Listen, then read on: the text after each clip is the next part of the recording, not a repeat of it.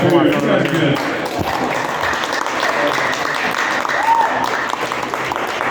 Guys, keep it going for Nicholas Kissy, everybody. Oh, man. It smells like fart up here. All right, guys. Your next comedian comes to the stage. You guys, put your hands together for the one and only Hippie Steve, everyone.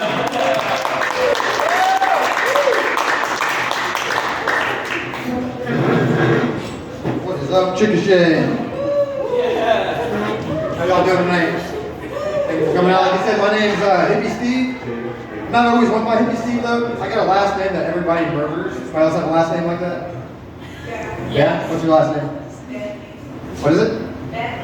Bentley? Not that hard. I was down in Lawton doing comedy. This is when I started going by Hippie Steve. I messaged him before I went to the show. I said, if you could announce me by Hippie Steve, that'd be cool. Everybody murders my last name. I get down there and they announced my last name and they just murdered it. And I was like, well, fuck, I guess. I kind of felt bad because I was like, this dude's probably from Lawton and he just can't read, right? I do Walmart delivery out here in Chickasha. That's the joke. That's the joke right there.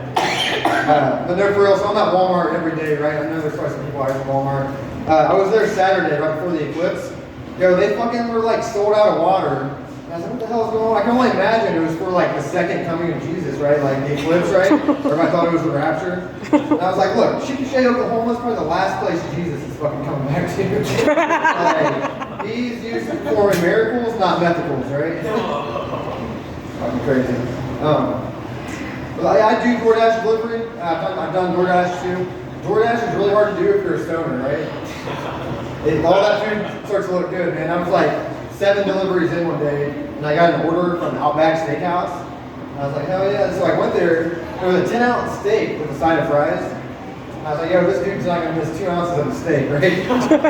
So I reached into my glove compartment, grabbed my digital scales because I'm a stoner, right? Yeah. Dude, I sliced off 2 ounces of this guy's steak, and that was my tip. I can't do DoorDash anymore, man. It's hard to get into Walmart, like the Walmart food, right? I will tell you a crazy story that happened out here with the Chickasha Walmart delivery. I got an order one day. I looked down at my phone, and it was an order for 10 air dusters. You guys know what I'm talking about? You can do whippets with them too, right? So I was like, all right, whatever. So I took the order. I was getting ready to leave the parking lot, and I got a phone call. And this dude's like, hey, man, did you just get me 10 air dusters? And I said, yeah, man, I'm heading your way right now. He's like, yo, they put a limit 10 per customer. If you go in and give me 10 more, I'll give you a $20 tip. I'm like, shit, $20 is $20. So I don't know if you're out here, but I quickly became the supplier to the Chickasha Whippet Addict. I go by Hippie Steve because I was born on 420. I got any potheads on the ground? I was born to be a stoner, man. Like, it's the perfect birthday, right? But I smoke so much weed. I am a big stoner, right?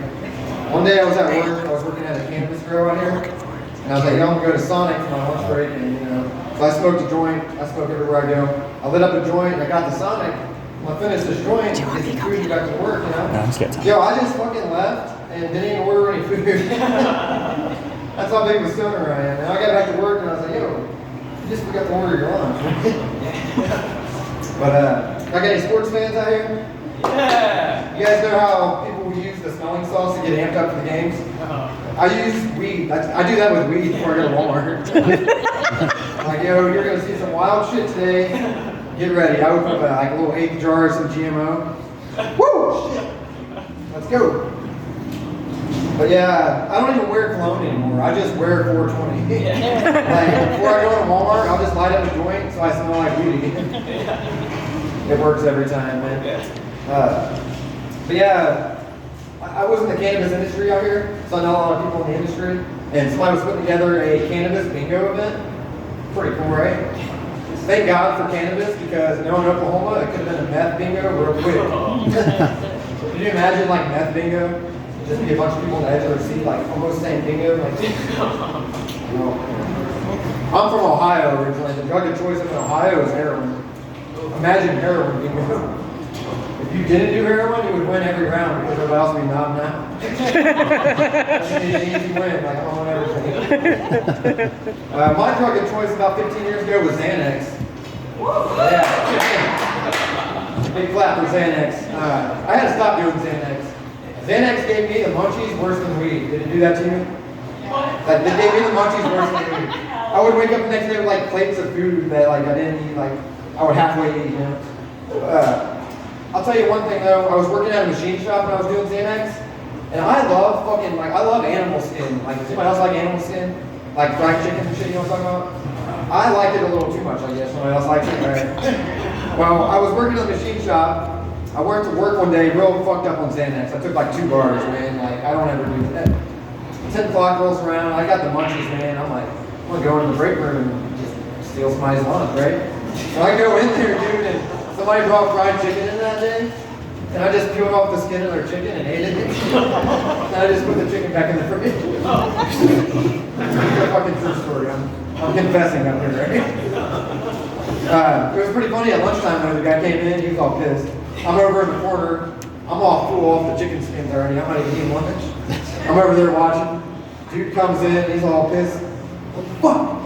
Somebody took the skin off my chicken. Everybody's like, what? And I'm all like, what? I already forgot that I did it. It's been 2 hours. He's like, who the fuck would do this? I'm like, who the fuck would do that? That's fucked up, right? Like 2 minutes go by and I'm like, shit, I bet Xanax would do that. Xanax is bad. I don't do Xanax anymore. Don't either, it's really bad. I got any parents in the crowd? Yup. Yeah. I got 3 little shits of my own, man.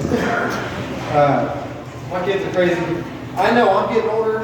I went to the dispensary the other day. I went to potluck, you know, over here in Chickasha. And the guy gave me $7 back in change. And I was like, yo, can I get that back in ones? He's like, oh, you're going to the strip club tonight. I was like, dude, it's fucking Easter. I got 3 kids. This is Easter money. That's how I know I'm getting old, right? My daughter will look at me and she's like, Dad, you're old. I'm like, yeah, I am, you know, but one day she did it and I was tripping on mushrooms. So for like the next hour, I like contemplated my whole life. I was like, shit, you are old. Like, what the fuck are you doing with your life? You fucking loser. Like, oh shit. I've actually been a stepdad for 9 years. Yeah. I've raised somebody else's fuck up for 9 years. Pretty hard to do, you know.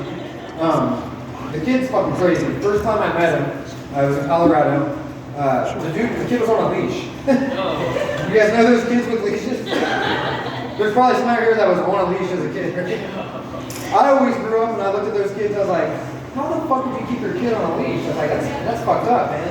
This kid deserved to be on a leash. I'm not kidding. Like, I know now, right? The first day we went to Walmart, man, the kid took off across the store. Like, not my fucking kid.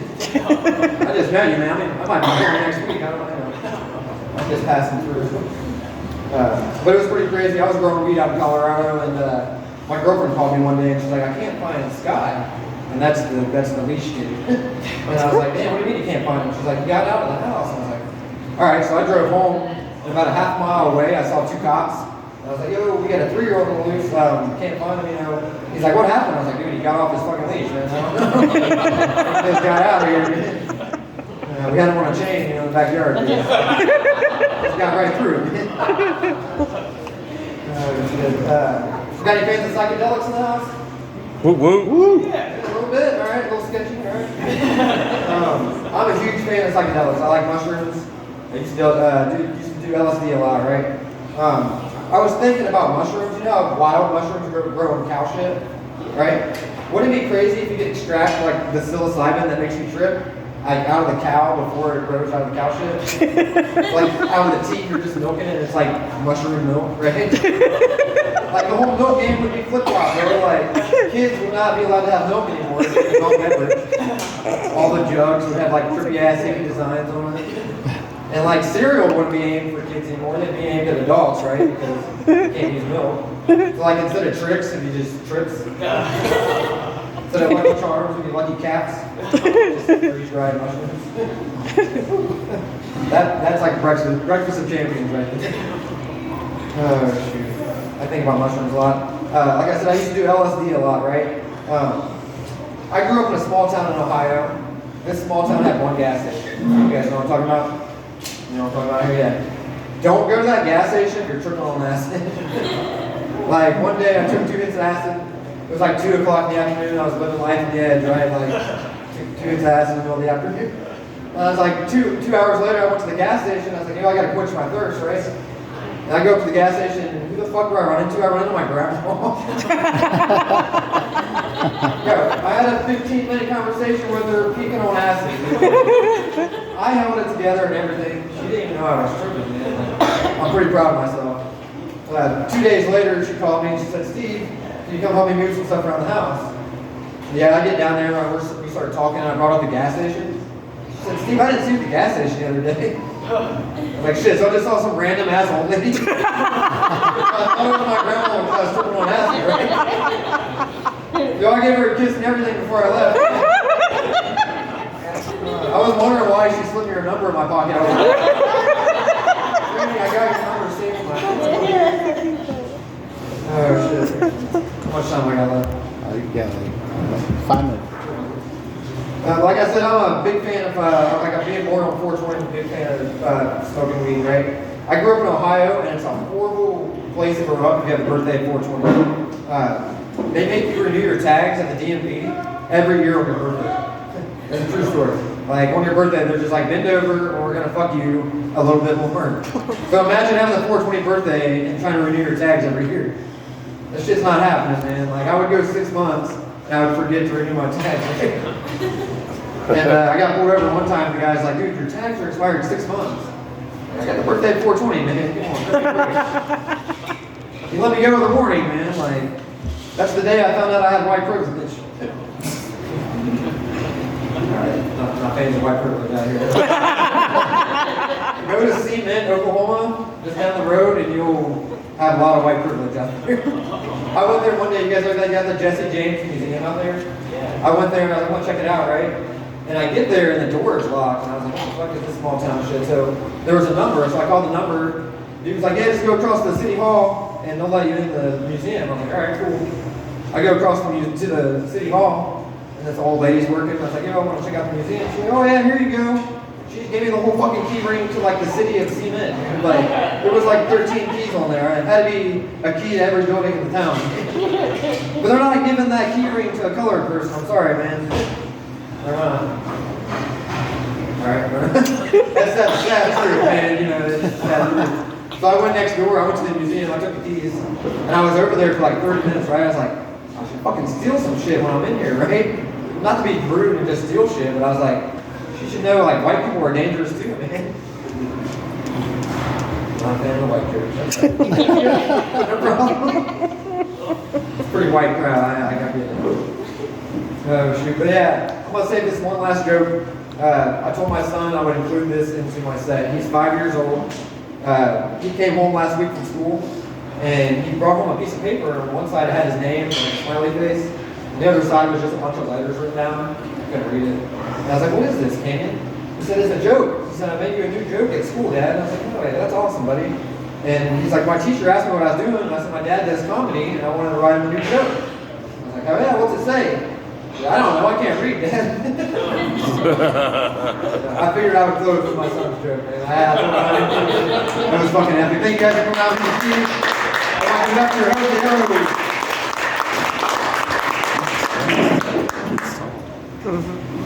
Guys, keep it going for Hippie Steve, everybody.